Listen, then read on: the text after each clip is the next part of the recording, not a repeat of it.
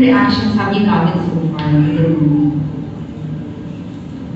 Sobrang ganda ng mga feedback so far. Wala pang nagbibigay ng hindi magandang feedback. Especially, sobrang impressed lahat sa acting ni Bea and sa amin. Yes. Sobra. Parang, the other day lang, ginagawa ko na share. And the other day lang, sobrang tuwa kami kasi even sila Miss Chris Aquino, sila Miss Shasha Padilla, they went out of their way to see the movie in the cinema, to watch it, tapos sobra silang na-touch na hindi sila daw naiyak. So, sobrang naiyak sila. And they immediately called Direct Lore parang to congratulate him and tell him kung gaano kaganda yung naging experience niya sa sinihan. And even Bea was telling me earlier na si Miss Chris was to talk to her ng mahaba. And I was really touched by the movie. So, ang ganda nung naging feedback sa movie so far. So, do you have any favorite moments from the filming of the movie?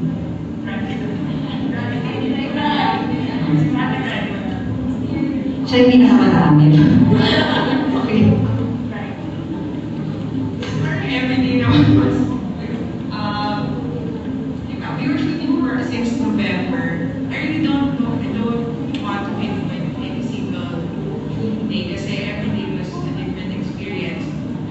For me lang, if may challenges siya, maybe we don't teach siya.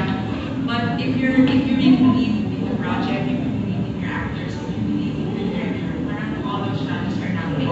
You're willing to go the extra mile para kasi I really believe in this project. Di ko lang naman direct. Sabi ko sa'yo. Like, I was really willing to put my job on the line for matapos na. So, what is the most challenging thing about filming? Kasi kung sa akin, may kaya sa big budget. Hindi ka iba. Siyempre, pinakaling challenge sa akin yung script. Diba? To come up with a very good script, to make sure na yung mga writers namin ay mag-submit on time ng script. Nagsasubmit naman sila on time. And not only that, yung quality talaga ng material because talaga from the get-go, we wanted this to be a very, very good movie. And Direk and Bea knows that, na parang sobra din yung tutok na ginawa namin sa material. So, for everyone, what would you like this film to be remembered for?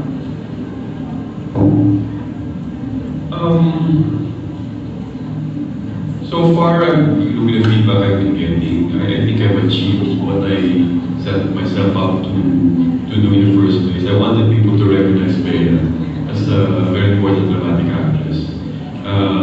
Blessing also that people are starting to recognize Samuel B as a dramatic actor. So doon pala natutuwa na ako aking attitude. Maalala lang nila yung pelikula dahil sa galing ni Bea ito ng Sam. It's more than enough for me. What do I want it to be remembered for? Well, it's a very, actually, one of the hard things about writing about grief is if you notice now, a lot of people would rather laugh than cry. Sa hirap ng buhay. But I do believe that sometimes you need a really good cry to appreciate everything that you had and lost. And you really sometimes need a good cry to be able to see the good things that are left and be able to move on with that. And I think it was purposeful on our part na hindi gawin sobrang melodramatic at iyak ang pelikula to. Kasi at the end of the day, we wanted people to leave the cinema house, with a bit of hope. And one of my students texted me the other day that she was so happy when she saw the movie that she wasn't just crying all throughout. Sabi niya, you made me realize that there's always reason enough. God always gives us enough reasons to move on, go on with our lives. And ako personally as a writer, when you see it, I want people to remember that there's always a silver lining behind every cloud. and a rainbow at the end of every storm. You know, I know it may sound like a cliche, but really, that's the truth. As a writer, we wanted people to be able to identify with the story so that madala nila yung experience, not just the movie itself, but the experience of watching the movie. At maisip nila that at one point in their lives, parang meron isang pelikula na nasabi mo ano yung hindi nila masabi. Kasi di ba, when you're dealing with grief, hindi mo talaga minsan masabi ng buo kung ano talaga yung nararamdaman mo. And then, a movie that does that for you is a cathartic experience. So, naging memorable yung movie para sa'yo. So, that's what we wanted to achieve nung sinusulat natin yung pelikula. Totoo yan. Yung mga linya na hindi ko nasasabi sa totoong point na sabi ko dito sa pelikulang to. Kaya feel ko talaga siya. Ako gusto ko maalala ng pelikula to. At gusto ko maalala sa pelikulang to yung lesson dun sa buong pelikula. Na hindi ka dapat matakot magmahal ulit. Kahit na gano'ng ka-dramatic yung pinagdaanan mo, o hindi ka dapat matakot mag-move on sa buhay mo. Kahit na gano'ng kadahing pagsubok yung dumaan sa iyo. Kasi, life is too short para sayangin mo sa mag-grieve. Sa totoo lang, sabi ko sa sarili ko ngayon. Pero, really, life is too short para pamiyakan ng araw-araw. Tama yung sinabi na Vanessa na minsan kailangan mo ng isang matinding iyak para ma-appreciate mo yung magagandang bagay sa buhay mo. Thank you.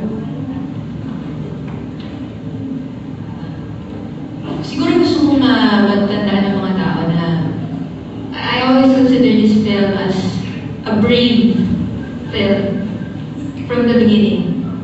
Brave in all aspects, diba? From the cast, from the creative team that did this, from the material, from our director, and the final product itself.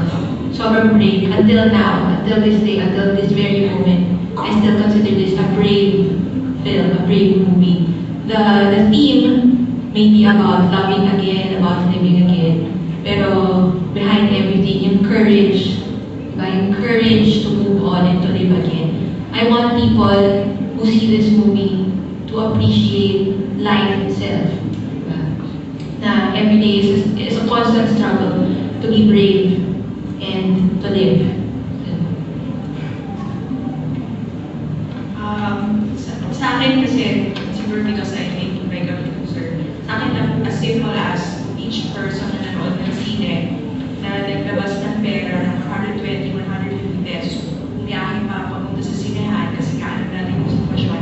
I just want everyone to exit the cinema saying, my money was worth it. The movie changed my life and much. Yeah. So, would anyone want to ask? Siguro, like 1 or 2 questions na lang so we can wrap it up. Yes?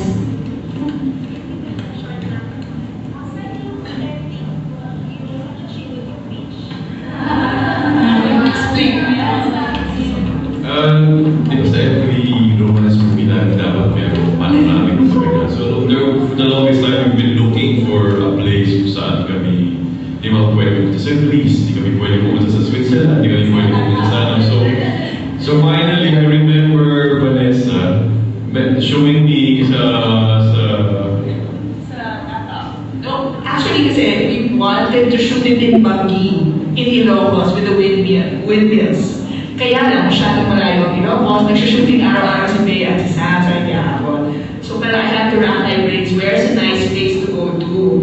And research, anawangin ko. Tapos I've been telling Direct for the longest time, Direct, anawangin ko. Hindi nagsising in kay Direct. Hanggang isang shooting day, nakita niya. At nakita ko sa wala, yan na yan. So nag-shooting kami noon, anong araw yun, right? Shooting kami, Thursdays, Cruise House. Tama, sa Cruise House. Pero wala si Charlie. Sila si Connie. So, pinakita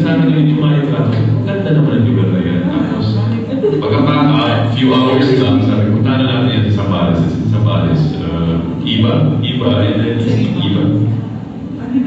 Tulog na siya, may isip ko na sa Sambales na ako. So, San Antonio, so you have to take,